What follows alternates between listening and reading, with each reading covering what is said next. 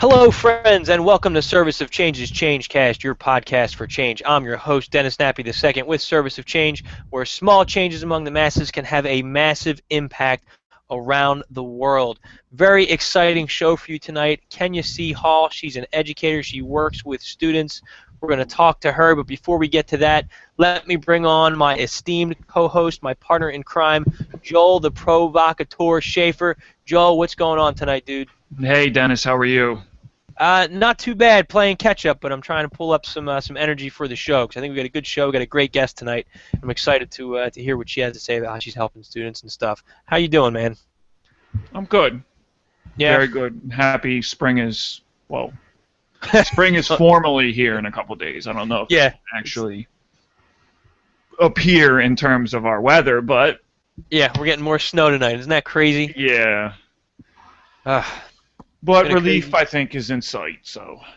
I agree. I think I can feel it. The sun is different. It's warmer when you're in the sun now. Exactly.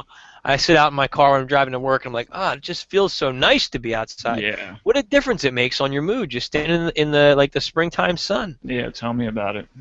It's been it's crazy stuff, man. But some good stuff going on here, man. We're still getting ready for Lori's book, The Art of Service, collection of haiku poems. You can pre-order that now on Amazon, so we're excited about that. Support Lori with her new book, and information on the launch. It's going to be coming out on May 2nd, so check that out. I have, I guess, a week from tomorrow. I Am Human, and We Are Not Who We Think We Are. My book is coming out. And it's gonna be, you can read it for free online just for signing up for our free newsletter. And I got to say thank you to all my readers and followers and Facebook friends and family and stuff. I've been getting a lot of really good feedback and support, and it's getting a good interest, a good buzz going with this. So that's exactly what I was hoping for. People are really interested in what the book has to say and what the book's about, and so I'm excited to get it out there. So check it out, serviceofchange.com/IamHuman. And I think you'll appreciate what's in store for you. So what else? What else is going on in the world of Service of Change?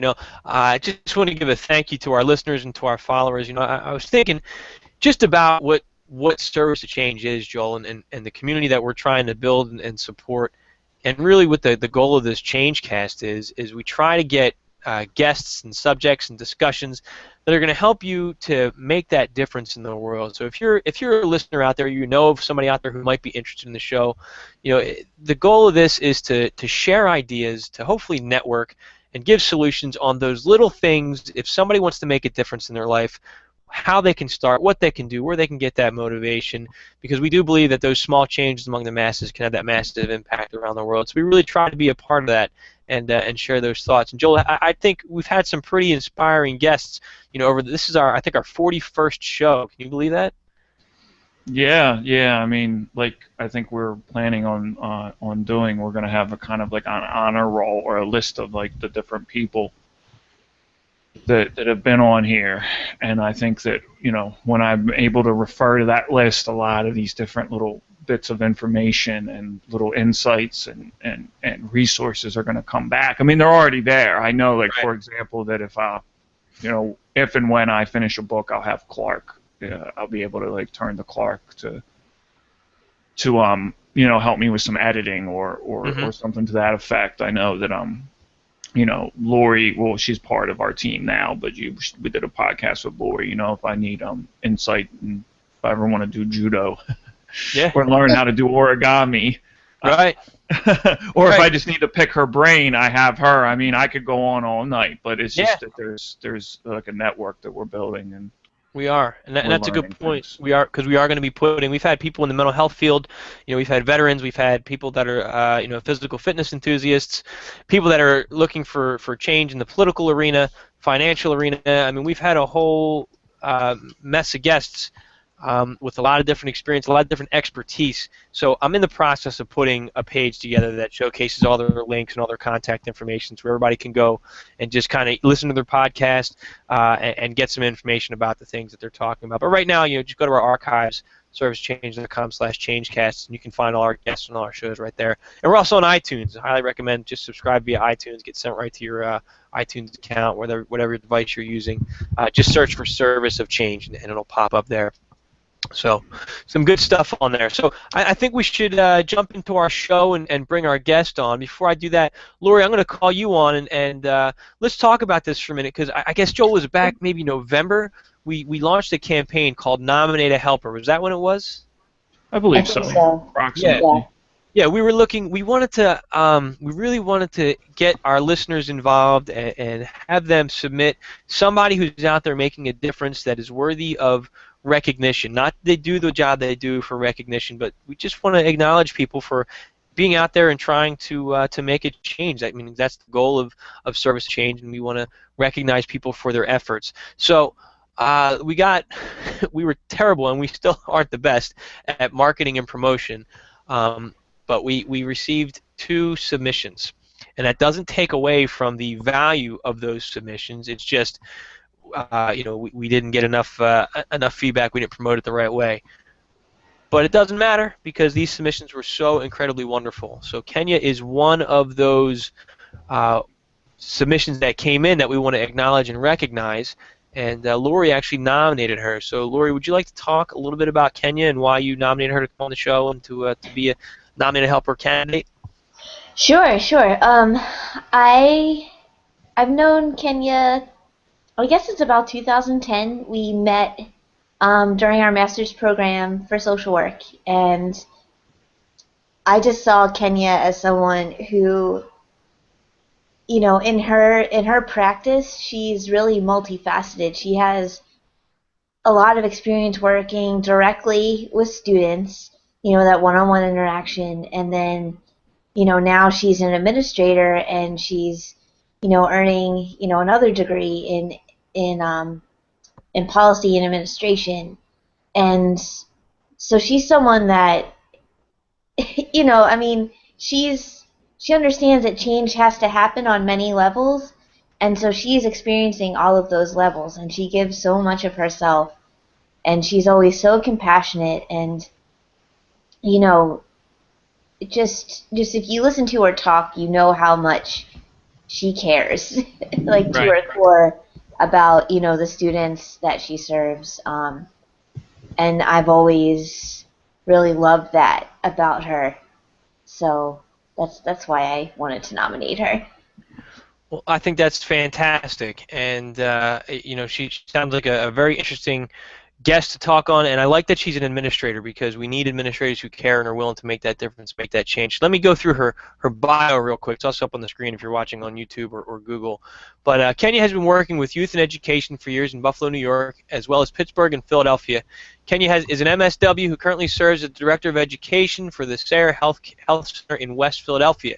She oversees educational program for Sarah High School students who are trained in the skills and knowledge necessary to become certified clinical medical assistants before graduating from high school in preparation for post-secondary education and employment. She serves as a mentor to the students and is one of their strongest community advocates. Kenya recently finished her Master's of Public Administration to expand the ways in which she can advocate for comprehensive public education, allowing underserved youth and communities a chance to succeed. Kenya is passionate and tireless about her work. She is a role model for all helpers. So, without further ado, let me see if I can seamlessly bring Kenya on the show. Kenya, are you with us? I am with you. Can you hear me? Loud and clear. We did it perfectly. I'm so glad that you are here. How you doing tonight? I'm doing well. Long day, tired, but I'm doing well. Education is draining, isn't it? Yes, absolutely. So I first just like to thank you for agreeing to come on the show and for all the wonderful things that Lori has talked about that you're a part of. Why don't you tell us a little bit about yourself? Tell us, what specifically is it that you do? I know I read your bio, but hmm it's a lot clearer coming from the actual person. I always found. And why did you get into this line of work? What drew you to it? Well, funny story.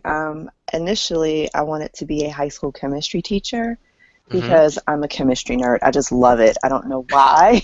I don't know what's so amazing about it, and I don't know what's so fascinating. But I was just in high school like, this is awesome. I got to undergrad, and I got to OChem 2, and then I said, all right, I quit. I can't do this anymore, guys.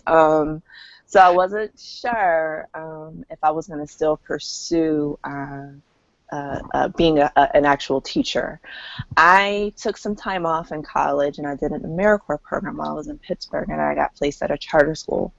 Around that time, we were dealing with things like No Child Left Behind and things like that, and I just hated what it did to education. Yep. And so I said, I can't do this. I cannot become a teacher because this can't be my life. And so I was stuck, trying to figure out, I really like working with kids. I really like adolescents. So it's, a lot of people say, I don't know why, but it's fun for me. So how can I still become involved without having to go like the traditional, teacher route? And that's when I started getting into after-school programming, because it allows you to still be a consistent, positive force in the lives of children without being, bogged down in bureaucracy. All the red tape. Right. Yep. We're on the same page there.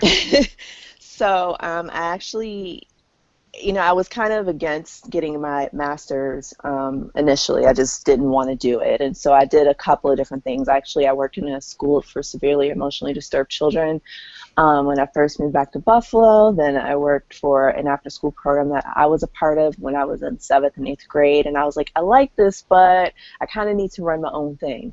Then I moved back to Pittsburgh. I worked for another program, and I was like, I like this, but I'm not clear about this person who's making the decisions. They have a master's degree. Maybe I need to go get one now. So I actually took a year off from human services or social services, and I worked in a call center. And I decided to then apply to grad school. I did the one thing you're probably never supposed to do, which is only apply to one program. Luckily, I got in. Right.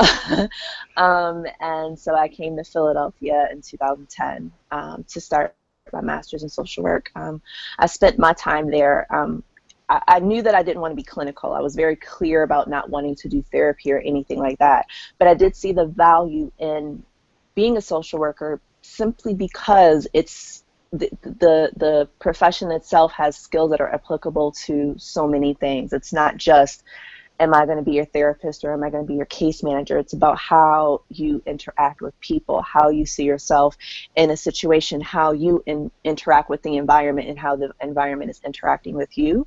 So I knew for a fact, again, that I wasn't going to be clinical, but I decided to take every experience that I'd had and use it for my growth so that when I did get out of school, I can apply all of that to my job. During our second year, especially second semester, that's really the time where everybody's scrambling for employment. Lori and I were actually in the same practice class at the time, and so our liaison in the class one day said, hey, who here is interested in education? And I was like, oh, I am. And so he handed me this job description for the education program at Sayre Health Center. And so I went in that interviewed, and this is where I found that this was the board of directors and the staff of the health center really, really, really wanted to have this medical assisting training program. Sayre Health Center is located right inside of Sayre High School in the back, so there's this renovated area, 59th and Locust, where the entrance to the health center is. But Sayre actually takes up like the from 59th to 58th on Walnut, so it's a huge building.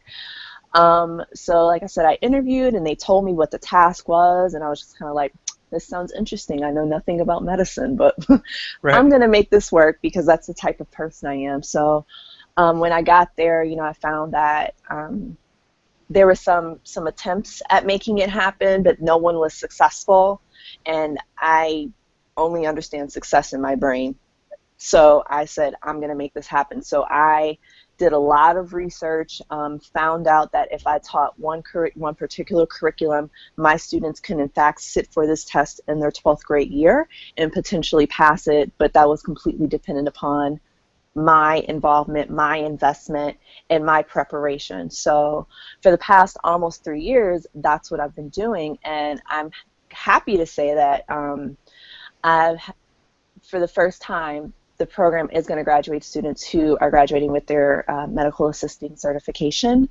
I planned my program to be 3 years, and so they've been with me for 3 years. I have 2 students who have already passed, 1 student who is still preparing, and I think we're going to get her to take the test in about April. And what's nice about this is, number one, Sayre is an underserved school. Mhm. 98% of the students are below the federal poverty guideline. The state testing scores are pretty dismal. So, there's not a whole lot of hope. There's not a whole lot of support. There's not a whole lot of encouragement, and the right kind of encouragement. These kids, they'll see certain schools in the city and post-secondary institutions, colleges, and it'll be beautiful and it'll look like an ideal situation. However, they have not been prepared to get there. Right. They're not getting the SAT scores necessary to get there. So it's not even about how much it costs. It's about, Mhm. are you academically prepared? So by participating in this program, even if it's for 3 years and then you did the internship that I later developed, you Mhm. still have a leg up on so many people, because a lot of kids will say, oh, I want to be a doctor. Oh, I want to be a lawyer. Oh, I want to be a president. And that's lovely, and we all applaud it, but we never actually talk to them about the hard work that it takes. So the students in my program get the chance to not only say that I'm really interested in healthcare, I really want to be this nurse, or maybe I want to be this medical assistant and I'm good right here. They know why they want to do it. It's Mhm. not because it just sounds cute and we'll just all applaud them for it. Um, Also, and because, secondary education, if they want it, and what I've done over these 3 years too is, anytime that I see a program need, and because it's such a small program, I've made adjustments. This year, my seniors, my 3 seniors, we went on college tours because, they were going on college tours with another program, and I know that the school that they went to historically has a bad retention rate of children from Philadelphia. Mhm. So they came back and they're like, everything was amazing. And I'm like, well, what did you guys ask them? And it was a bunch of surface stuff like, what's your Greek life like? I'm like, no one cares. What is your retention rate? Yeah. That's what I want to know. What is Right. your graduation rate? What is Mhm. your financial aid like? What is your library like? Like, these are the types of questions that you all should be asking. So as soon as that happened, I was like, listen, we're going to pick 4 schools all within 2.5 hours, and we're going. And I spent my Saturdays with my students asking questions that some of the parents there weren't even asking on these Mhm. open houses. So I'm like, Right. I need to know this. I need to know this. And the parents are looking at me. I'm like, I've got questions.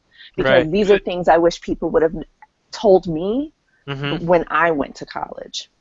They need those. They need that advocacy, because Mm-hmm. a lot of there is a culture of ignorance in what questions to ask, among parents and students, because a lot of parents haven't gone to college, or things have changed since they've been to college. This is a new Exactly. generation. So I applaud you for doing that, and I think that's fantastic. Congratulations on that, that success rate. I mean, we always look at that with me being in education as well, trying to put programs like that together for students.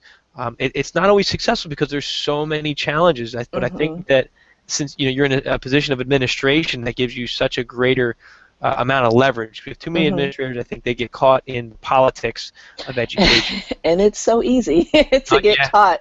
it is. It sure It's is. very easy, and that's I can definitely just say, just even looking back, that's been, and I think it's sad. It's like, when that's the biggest fight, when it's, politics of participation, or, education, and everyone who says that they want to help the students, and then you're wondering, what exactly are you doing? Hmm. You're boosting your numbers. That's nice, but are these kids actually getting help? And Right.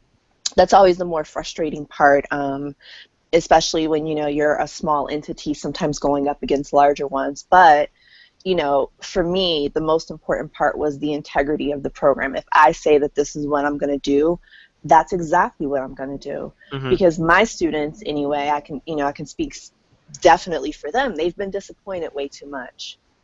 Right, right, and that's common throughout the city of Philadelphia. Mm-hmm. They're used to being promised the world, and then people leave them, budget gets Mm-hmm. cut, programs Mm-hmm. get taken away, and they're Mm-hmm. left again. And that's why when the new teacher walks in and says, "Hey, I'm here to help you," they throw a chair at them. Right. 'Cause they've heard this before, they know how it's going to end. I Right. was that new teacher at one point, so I understand completely. So, wow, well, good for you for not only making that promise, but sticking to it, to seeing it through to the end with these students, and then going the extra step and going to the college visit. I mean, that's going above and beyond. So, what advice would you give, let's say, to those administrators that are struggling, that do get caught in the political game, if they happen to be listening to this Changecast? What would you recommend they do to make a positive change for their students in their schools? I mean, I know it sounds really cliche and cheesy, but you have to remember why you're there. Um, because it's so easy to get caught up. It's, you know, I every year I feel like I get kind of just attacked with, and attacked not meaning like physically attacked, of course, but just attacked with all these offers of, well, you could just do this with these kids, or you could just do that. And a lot of it comes from this belief that the kids can only do X, Y, and Z. Like, it's, why are you putting so much into it, that kind of thing. Right. So that's why I say, remember why you're here. Because if you're really here because you believe that you are going to be able to affect change, then do it.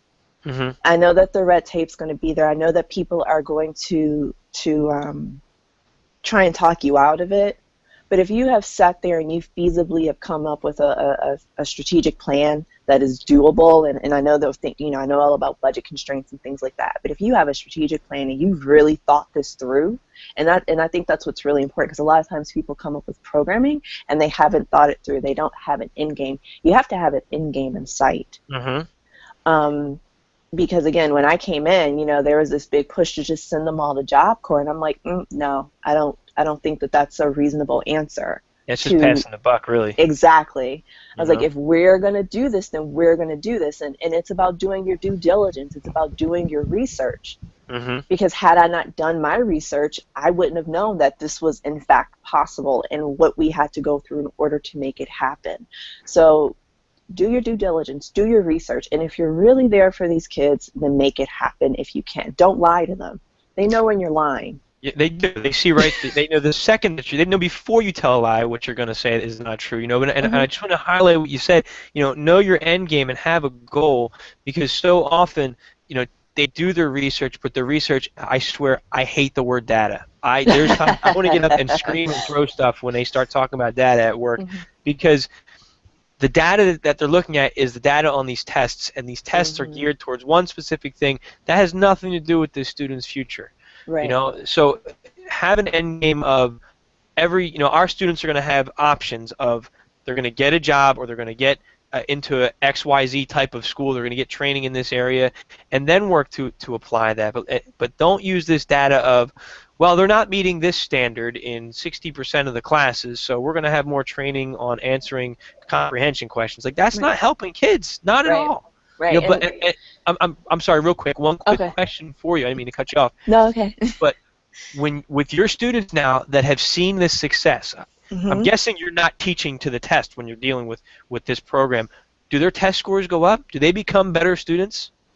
They do become better students. So because I'm doing a medical assisting curriculum specifically, a lot of and a lot of this was really, really, really me creating a really wonderful relationship with the school. And so, you know, sometimes much like the students, you know, a new person comes around, it's like, oh, you're here to help the kids too? Sure.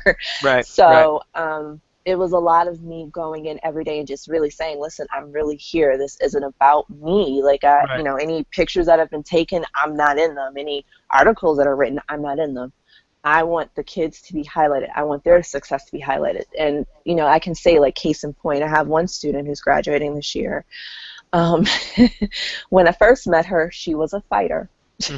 And that's pretty, I mean, she hit someone in front of a teacher and knew she did it and didn't care. Right. One of the support staff, understanding that she always said she was interested in nursing, brought her to me. And so she came for a few weeks and loved it. And then she got into that fight. And so she came to the after school program. I'm like, you realize you can't be here? And she's like, well, why? This is after school. I'm like, but it's still in the school and you've been suspended. You can't do that. Right. And she really didn't understand those consequences until I had to say that to her. Right. But before that, you know, she's had a lot of things happen in her life. Her mom passed away, and that was like her lifeline. And then she went to go live with one of her family members, her and her two younger brothers, and now she feels like a single mom and takes care of everyone in the house, and, you know, just all types of stuff. Her dad, non-existent. She's going to be one of the few people in her family to actually earn a high school diploma and go to college. But had I not met her sophomore year, who's to say that that would have happened? Right. You know, I tell those kids as soon as they meet me, I'm like, so I want you to understand something. You start coming here, everyone knows that you come here. And she actually, because she just did like this complete change in behavior, she was hired as one of my student interns. So I actually hire some of my high school students to work in the health center with patients and really continue their training that way. Yeah. And they get paid for it, because we understand, like, you know, ideally, right, we want our kids to be involved in academic enrichment, but the reality of their situation is they're going to need to make some cash. Right, they do. Right, so we, you know, she's one of the ones that I hired for the summer, and it's been a growing process, don't get me wrong, but she's a much different student, and even her counselor, like the lone school counselor, remembers her when she came in. Mm-hmm. And she's like, this is a different kid. And because I asked to see their report cards. I'm like, where's your report card? I need to see it. Mm-hmm. What's happening in this class? Why didn't you turn in this assignment? What's happening? Do we need to go get tutoring? Like, I make sure that I'm involved in all parts of their academic life and somewhat their home life as well, because there have been times where, you know, you sometimes unfortunately have to make that DHS call and things like that, but I made myself that constant and consistent force for that reason, because I understand that if I'm not, their chances of survival or success are minimized that much more.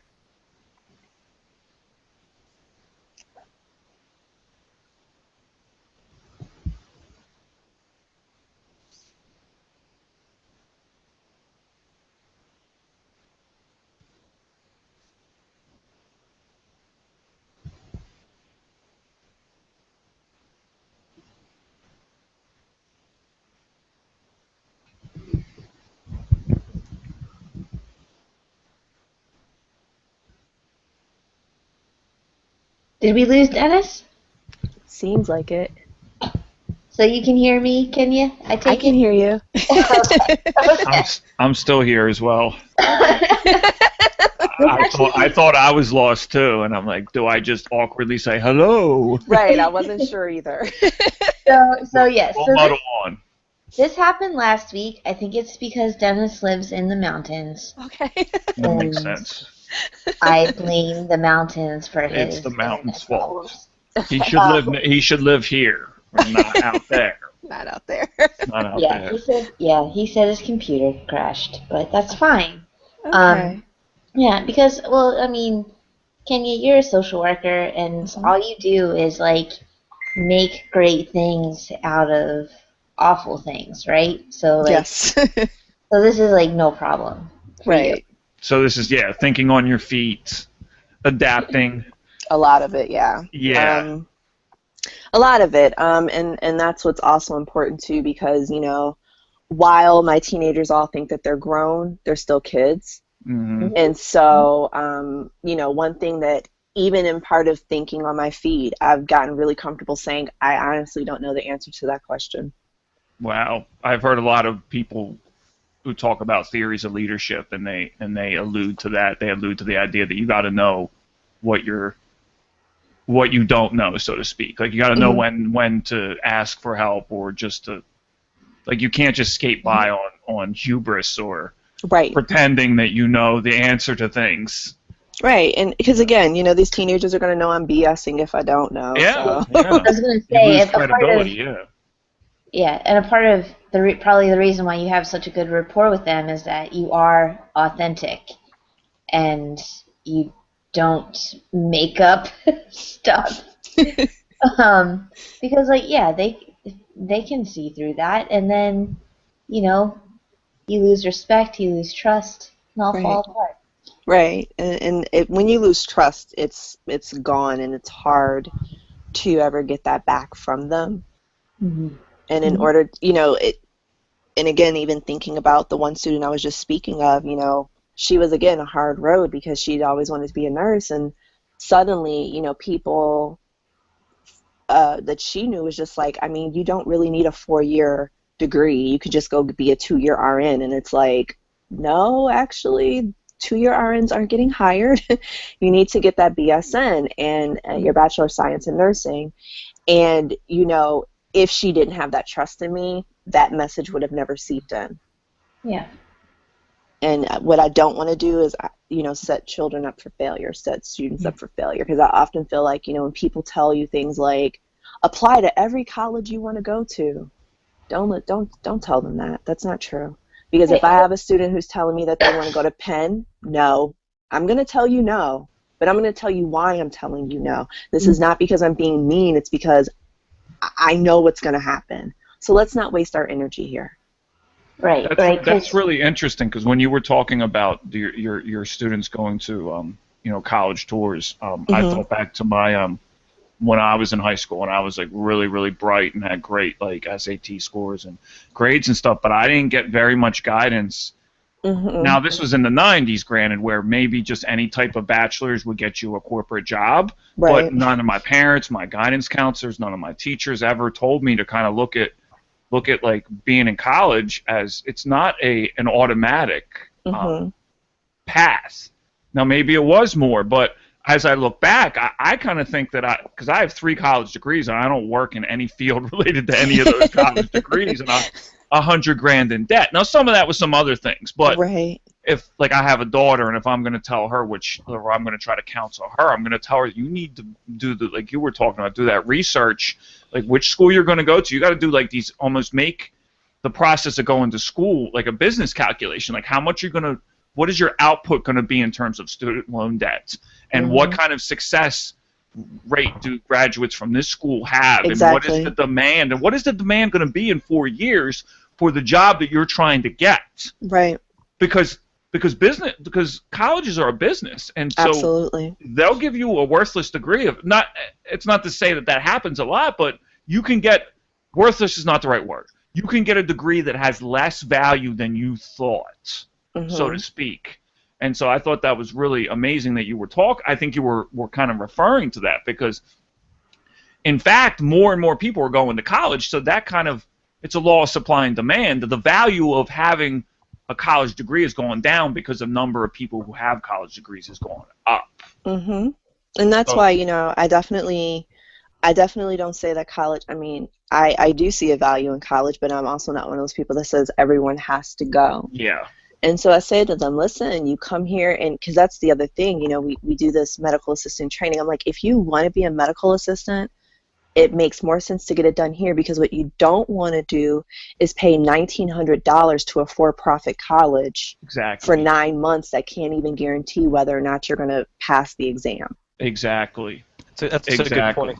I'm back on the air, by the way, everybody. My apologies. Yay! Yeah, we only had 10 seconds of awkward silence until Lori finally's like, "Hey, are you guys there?" And I'm like, "Yeah, I'm here." It was a smaller amount than last week, so we're really improving. And there wasn't somebody grumpily going, "Jesus Christ." We had to edit out last time. So. I'm so sorry. My computer, it's on the fritz. That's got a bad virus. It eats my memory. So I'm in the market for a new laptop, but it's going to be probably another month or so before I actually get it up online and stuff. So, Kenny, my apologies to you, but I'm glad that the team was able to step in. It looks like the show is still live, so I don't think there's going to be really any break in the recording, so we should be good to go. But I wanted to just comment on what you guys were just talking about, that not everybody has to go to college, and I think that's an overlooked point, that we have this push, go to college, pay for college, or we're going to forget about you. But I said this in my book, we want the best doctors, but we also need to consider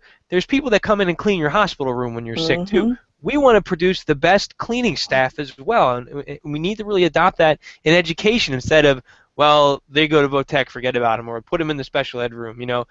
We got to start investing in all of our students, not just the college-bound kids. So I really appreciate what you're doing, and the fact that you addressed that. That's a great concept. Well, and I also think it's, I'm sorry, I was just going to say it's just important to note too, like some of the things that at least I know the president, I was reading something some time ago, and a couple of other people just in general, like I've been hearing a lot of things about workforce development, and so that doesn't, and I think we are moving away from the everyone goes to college message and slowly moving back to the, it is okay that we have both tech schools, and it's okay if you want to be a mechanic or any of the other trades that are out there, because they're necessary. They're the backbone of society. They really are. Right. So well, they're also, those trades are getting more complicated too. So you're going to have, like, nowadays, if you want to be a car mechanic, you have to have some at least rudimentary knowledge of computers, because all new cars have computers in them. Mm-hmm. Unfortunately. Unfortunately, Stuff but to that's break. also, as we move into robotics, there's going to be a huge market for people who can do code and people who Mhm. can actually manually fix the robots that are going to Mhm. be everywhere. You're right. You're right, and that's a big push. Like a lot of my students they're really into gaming and they're into like Minecraft and programming and stuff. I'm like, look, you're into this. Like I've got students that have their own websites to it. I'm like, if you really refine this, you can get a job doing just that. It's not a fantasy anymore. No, Absolutely. exactly. Stuff. So and that's great. That's great stuff where the future's going. As long as we push our students in an appropriate direction and support them in no matter what it is that they want to do, you know. So great stuff. I'm sorry, I'm flustered trying to come back online here, but Kenya, again, I think what you're doing with your students is necessary and should serve as a model for other schools that are trying to prepare their students for the workforce. What would you say would be your greatest challenge in setting this up and keeping this program running? Well, right now, especially, I think my greatest challenge is just recruitment and retention of students. So this year I have the same students who were with me last year, most of them, and it's been really difficult to get newer students. We've been trying to figure out, ways around that, but, with everything that's been happening with the school district of Philadelphia, it's not a shock to me, I guess, that it's been difficult because I am an after-school program. I am voluntary. So it's one of those recruitment and retention things, and right now we're actually thinking of ways to expand our efforts to still remain partners with the school, because our school partnership is of utmost importance to us, absolutely. But then also, can we also benefit the community? Can we take kids who maybe don't go to the high school, and can they be trained in 3 years to become medical assistants as well? So, while I acknowledge that recruitment and retention has been difficult, I instead look to say, okay, so strategically, how can we improve for the future? And I think that's a success model as opposed, more optimistic as opposed to saying, well, the deck's stacked against us. It's so hard. It's only a matter of time before we fail. You're looking at how can we sustain this? What's the sustainability of this program, and how can we then benefit the great? I mean, that benefits the greater community, of Philadelphia. So that's great. That's but definitely, I know you definitely got your hands full in that city, especially being an after-school program, like you said. So what would be your greatest reward in doing what you're doing? My greatest reward is actually, something I don't always get to see. Just knowing that, and it's so cheesy, I know, but just knowing that I've made a difference. That maybe I have a student whose self-esteem has improved. Because some of the things we say to them when they first come, it's like, you know what? We're totally teaching you guys stuff that nursing and med students don't learn until they get to school. So you have more knowledge than nursing and med students. Think about that. Yeah. And so it's like a serious benefit to them. They're just always amazed. And so when I get to watch them teach each other or teach new people, we have a group of, so when you apply to med school, everyone goes through this preview weekend where the schools set up a whole lot of things for people to do and see when they're trying to decide. And so last year, one of my former mentors actually got into Penn Med, and so one of the sites they came to were our site. And so she told everybody, she was like, I want you to know that these high school students know how to do this stuff and they're good at it. And so then my students taught these future med students how to draw blood from our phlebotomy arms, and they were good at it, and the med students were amazed. And I think by that point, at least one or two of them had drawn blood from one of the patients downstairs, so they were talking to them and asking questions. And so especially with the one student, they were like, have you drawn blood before from a person? She's like, oh yeah, I've done it a few times. They were just floored. That's and fantastic. They listened to everything she had to say, and it's like, here you have this student from this underserved community talking to these people who've gotten into this prestigious university, two completely different worlds for most of them. I don't know the backgrounds of all of the future med students who come when they come, but if you get into Penn Med, you probably have a pretty decent educational background. Right. Yeah. And so you've got these two different worlds coming together, and my students are like, and I'm the expert. It's That's just got to be great. so empowering for them and for Yeah. you. That's fantastic. And that's no easy. I mean, once you learn it, it's not that bad. But that's an intimidating thing to stick a needle in somebody's vein because I mean, I got trained in that in the army how to give IVs and stuff. And I Mhm. remember my partner and I, we messed up, and one of us started squirting blood, and we laughed, but Oh but God. everybody looks around and as in horror as we're sitting there laughing like bleeding.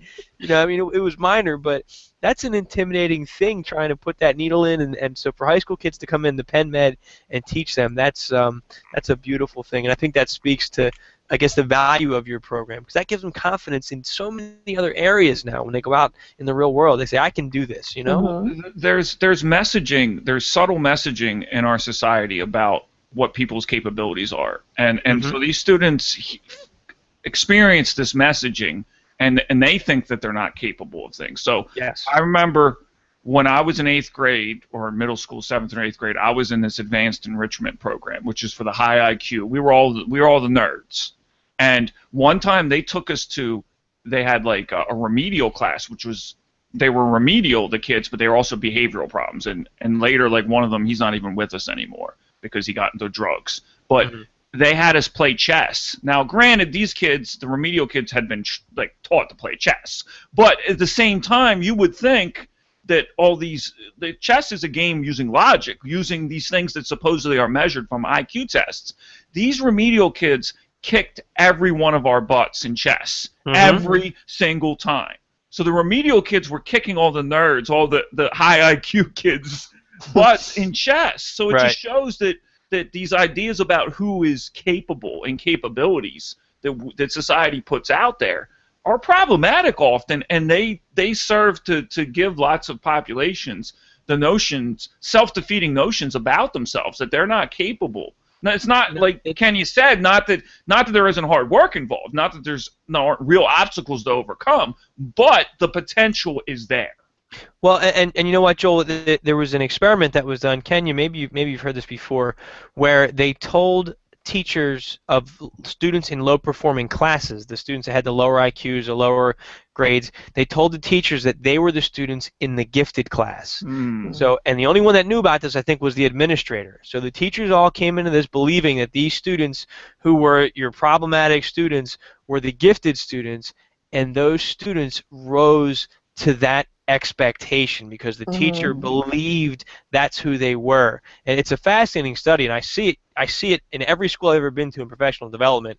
And a lot of people come in and talk a big game like this is what we need to do, and that rarely happens on the level that it needs to, as far as setting those expectations high for your students. But they're all capable of taking care of that, And on a quick side note too, I sat in a meeting with a parent today who was concerned that her son, was failing, his tests and stuff. I said, but a test is not real world.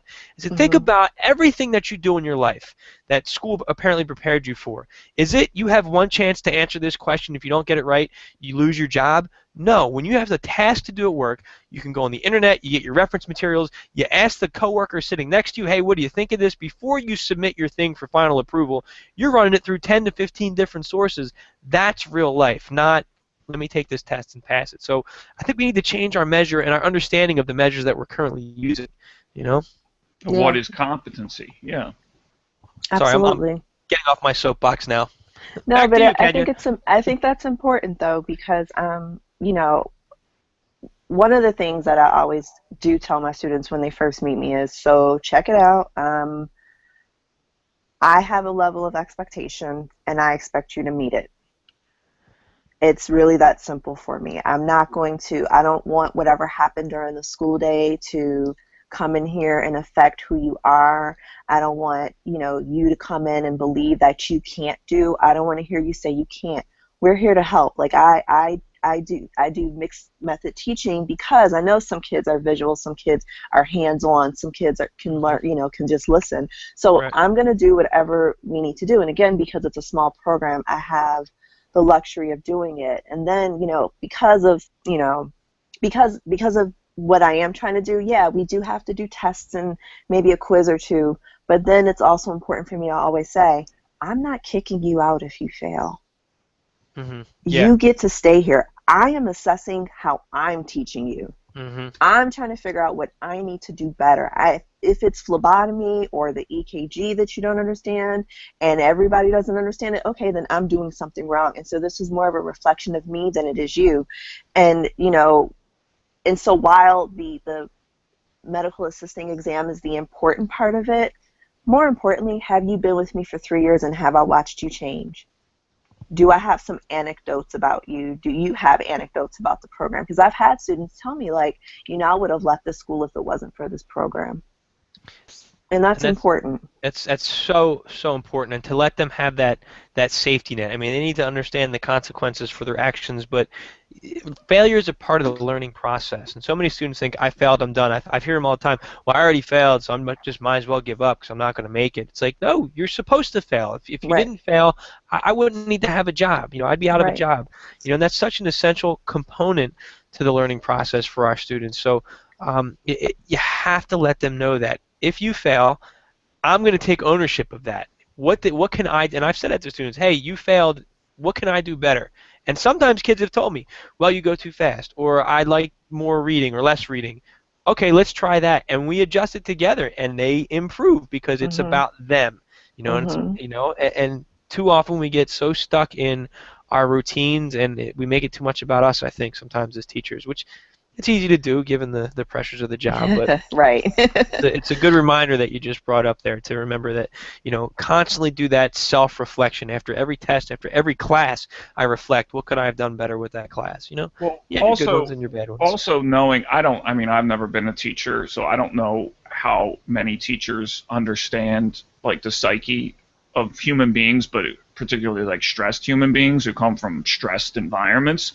But when you get a social work degree, and I got an associate's in behavioral health, but I understood this from experiences before, the idea that people have these self-defeating scripts, and so if you're not aware of how people will if you surround them with a model, or you drive a model in them that is going to feed into their own scripts about what they can and cannot do, that's going to drive people are going to retreat to what they know, even if that looking from the outside looks like, why would you want to go retreat back into these old negative behaviors or old friends or old lifestyle? Why would you want to go there? It's there's so much pain there. It's sort of like, why do like certain people stay in abusive relationships? It's because what they know. All you know. If you don't understand the psychology of that, then you're going to lose a lot of people. Because I know in my life, even doing this podcast with you, Dennis, I've made mistakes in this podcast, and I've wanted to run away, knowing all this, and I'm like, I'm just going to quit. And I've been quitting at things all my life because I have these scripts, and I had a lot of things going in my favor. So imagine somebody who doesn't have a lot of things going in their favor. How that it's easy for them to give up. Script. Yeah. And I think, I recognize that about you, Joel. And I know sometimes, we've had discussions. I'm like, I got to talk to Joel. I don't want him to worry and get upset, and give you that reinforcement, like, hey, don't quit. It's not a big deal. We'll move past it. And with our students, like you said, who don't even have a lot going for them, or they don't perceive that they do, you really have to let them know constantly, hey, it's okay to fail. It's okay to make a mistake. It's okay to make me mad sometimes. Just don't keep it. While still understanding that they have to achieve certain levels of competency if they're going to go out into that rough world. And that's probably a balancing act that you guys have to take, because you can't be too easy, whatever that means, because then they'll be ill-equipped and unprepared.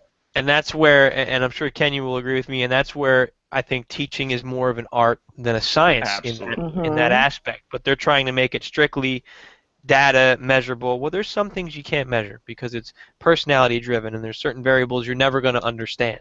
Right. Absolutely. So, it's just your instincts, and it sounds like you've got great instincts, Kenya. I try. I try. And I think that's important.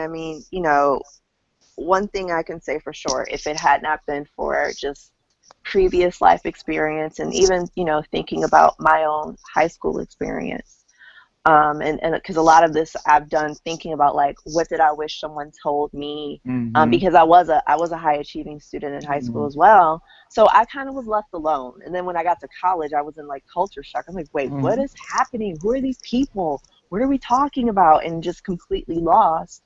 So I think about that kind of thing. What do I wish someone would have told me? And Right. so my life experience absolutely, helps me in what I do every day, and there's definitely some days where I wonder, like, with certain professions, like, should we require that people, work for a year or two before applying for grad school? Should that be a requirement just for that reason, because that life experience really makes a difference? And because you can have a good heart, you can want to help, but sometimes your desire to help clouds your ability to make good judgment sometimes. And this is true for older people as well, but Right. I do sometimes wonder about, like, are we making a mistake when we let someone into grad school who has just never done anything else? Yeah. Yeah. And No, that never makes done sense. anything else. Because I see new teachers coming in. It's their first real job.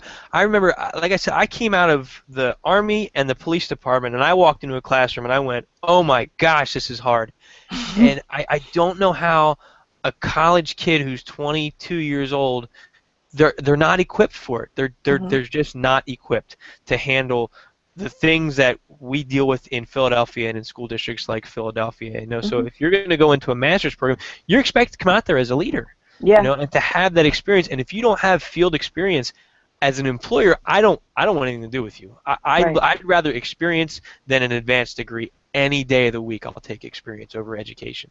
Absolutely. Absolutely. I would too. Yeah. No, that's a very good point. So get out there, get your jobs, and start young. Like you said, your students are starting now. Start young, getting that experience to rely on. I still rely on things I learned as a lifeguard when I was 16 years old. So. Well, that's great. Well, Kenya, we are coming close to the end of our show, so I'm going to start to wrap it up. But I want to thank you for what you're doing, and again, you were brought on here because you were nominated for these wonderful things that you're doing to help students out there and stuff. And so as a part of that, as a part of this campaign that we launched, Joel has provided a $20 gift card for you as a thank you It's from us. 25 actually. But I'm sorry.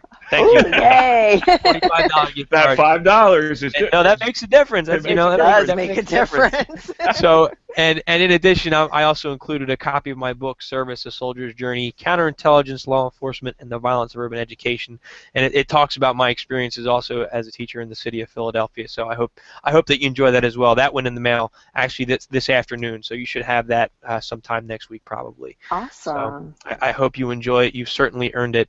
So do you have any final thoughts or final words for our listeners or our fans out there? Just that, again, I think that, one, kids are smarter than we often give them credit for.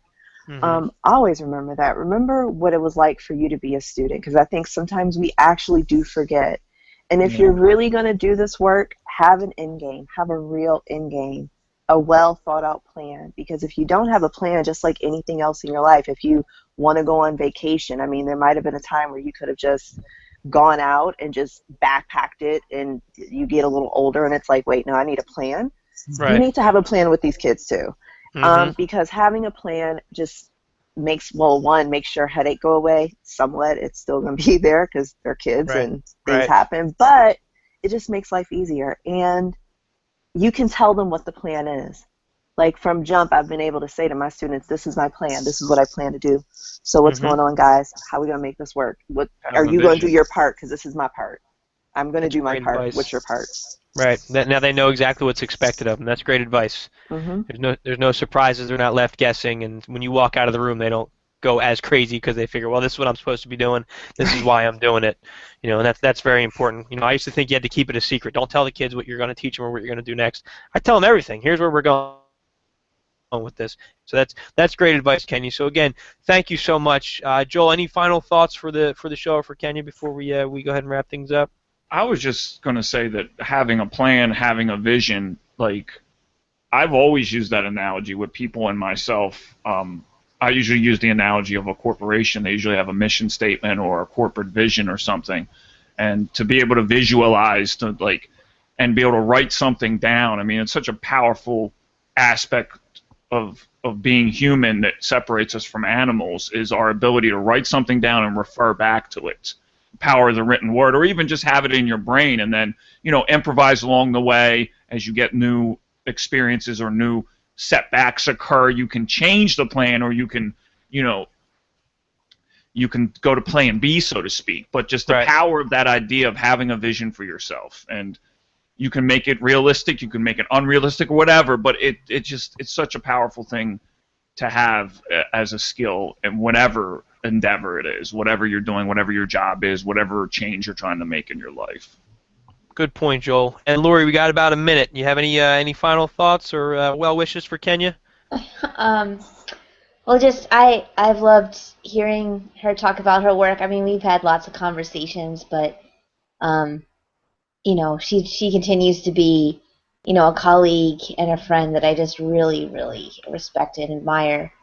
And you know, I think her approach, you know, being direct and being so transparent, it's really a sign of love. And it's not, you know, like she said, it's not her being mean. It's because she cares. And, you know, I think, you know, we all kind of need a Kenya in our lives at one point or another, because, you know, you need someone to be straight with you. So, so I'm glad she's out there in the world.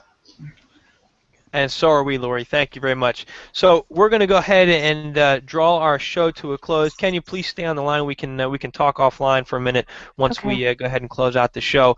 But I just want to thank our listeners for being a part. Please continue to like and share our podcasts and our articles and everything that comes across. That really helps us get the word out and helps us grow as a community, which is what we're trying to do to help make that positive difference in the world. Check us out on Facebook.com/Service of Change. You can follow me on Twitter, Dennis Nappy II. Nappii, Gmail, Dennis Nappy, Nappii at gmail.com. If you want to reach out to me, shoot me an email. Please check out my new book, I Am Human and We Are Not Who We Think We Are. You can read it for free, serviceofchange.com/I Am Human. I'm really looking forward to this project. It's going to drop next week on Friday, March 27th. And Lori's book, The Art of Service, a collection of haiku poems, is coming out on May 2nd. It is now available for pre-order for just 99 cents on Kindle. It is a very inspirational and motivational piece of artwork, poetry, reading, whatever you want to call it. It's a fantastic project that we put together, so I'm excited about that. I think that's all my standard plugs.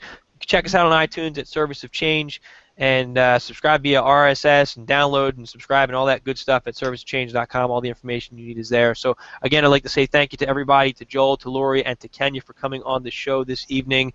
All my listeners, you have a wonderful evening, afternoon, whatever it is that you're listening to this. Remember that small changes among the masses can have a massive impact around the world. Be that change. Thank you.